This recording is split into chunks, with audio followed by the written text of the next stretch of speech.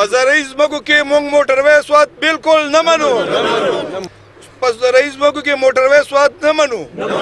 په زرعي ځمکو کې موږ موټروی سواد بالکل نه منو. بسم الله الرحمن الرحیم. ګرانو کتونکو دا وخت مونږ په بریکوټ کې یو چې دلته کې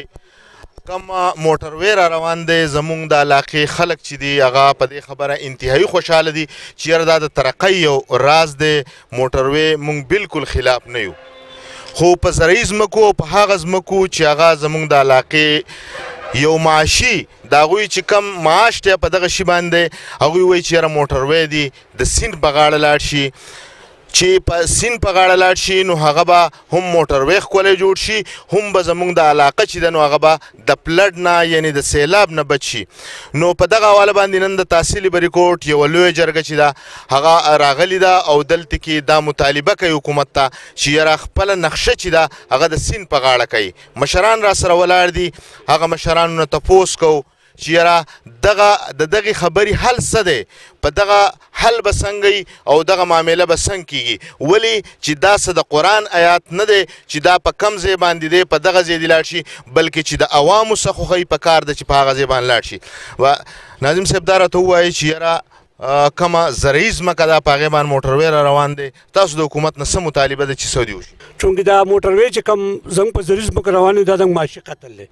دا زنګ د بچو د دې رزق دی، دا زنګ د رزق علي. نو که دوی مهرباني وکړي موږ د موټروی خلاف نه یو، دا د ترقۍ یو کار دی بالکل چې په دې باندې به سواد وښکلی شي، ترقي به وکړي. که دا روډ د دې سیند غاړې ته واړئ نو انشاءالله په سواد کې به نوره ښکلا هم پیدا شي، د سیرګرو ځای به هم پیدا شي. نو موږ حکومت ته سوال کوو، پرزور مطالبه کوو چې دا که متاثرین راغلي چې دا الله د رضا دپاره دا روډ دوی د سیند غاړې ته واړوي. زمونږ خو دا ټول قوم ته سوال دی چې دوی راوځي په اخلاص باندې او حکومت ته ریکویسټ وکړي او دا روډ چې کوم دی دا د بیلۍ ته شي سیند په غاړه شي. د دې ترقۍ د کار نه د دې موټروی نه موږ نه یو خلاف. دا که نن جوړېږي نو سبا د دې نه پرېږدي، دا د ډېر زر جوړ شي او د دې موږ ملګري خو صرف سوال دا دی چې ډېرې لږې ځمکې دي، ډېرې لږ غریبوالی دی دغه دی، نو که دا د سیند ته شي او د دغه ته شي متبادل ځمکه زموږ سره شي نو مهرباني وای. موټروی دې په یوه غاړه بوځي او په بله غاړه دې راولي، خو مهرباني دې وکړي د سیند غاړې ته دې راولي او زموږ دغه لږې لږې ځمکې دي زموږ نه د خولې دا رزق نه هلي څه به کوو، دیاړي نه شو کولی، بهر ملک ته نه شو تللی، نو اخر موږ ته دا کډې نه په سر کوي. او زموږ د ټول قوم دا په زور مطالبه ده چې مو اکسپریس وی دې د سیند په غاړه لاړ شي او د دې قوم د جزانانو د ځمکې دي زرعي ځمکې دي بچ شي، دا معاشي قتل دی. بل زموږ دا پر زور مطالبه ده چې ریاست ته خپل عوام د ترقۍ د خوشحالۍ فکر کوي، دا نه کوي چې هغه دې قتل شي د هغو نه دې د خولې نوړی والي. نو په آخر کې زنګ بیا دا پر زور مطالبه بیا ده چې اکسپریس وی دې د سیند په غاړه جوړ شي او زنګ د ځمکې دي بچ. مونږ د روډ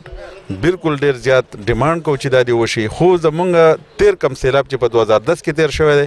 هغې ډېره زیاته ځمکه د سیند چې کم لوښی و د هغې یو په څلور باندې مطلب هغې نوره ځمکه زرعي ځمکه خرابه کړې ده او شړه پرته ده. لیکن د کم د سیند په غاړه چې کومې ځمکې دي دا هم د خلکو ځمکې دي، چا څوک انکار نه کوي، خو ایسته سیلاب ځمکې ووه نو په کار ده چې د هغې لوښی معلوم کړی شي او د سیند په غاړه باندې دا دغه شي، نو دا به د خلکو د یو ډیمانډ هم پوره شي، معاشي قتل به هم نه وي او بله دا چې د سواد ښکلوالی کم شینوالی چې دی هغه به هم په ځای باندې پاتې شي. زمونږ هم دغه خبره ده چې ځمکې لږې دي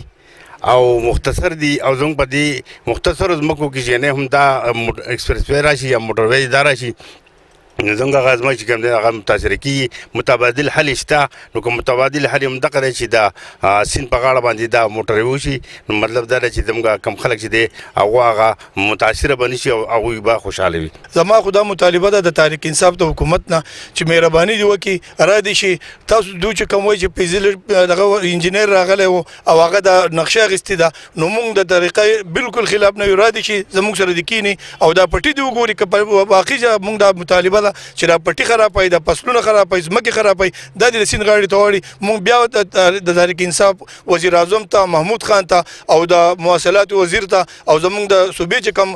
وزیر دی د مواصلاتو هغه ته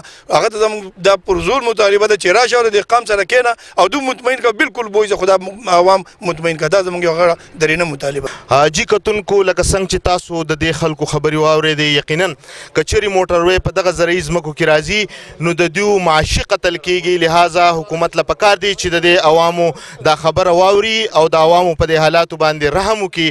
او دا مطالبه ومني او دا روډ چې دا موټروی چې دی دا د سیند په غاړه بوځي نو د معاشي قتل چې دی دا به بند شي او د عوامو چې کومه مطالبه ده هغه به پوره شي. موټروی دې جوړ شي خو د روډ په غاړه د سیند په غاړه د موټروی جوړ شي او دغه د عوامو چې ده نو دا درینه مطالبه ده. لهذا حکومت له پکار دي چې دوی مطالبه ومني. د بل پروګرام پر اجازت راکړئ. د الله په امان.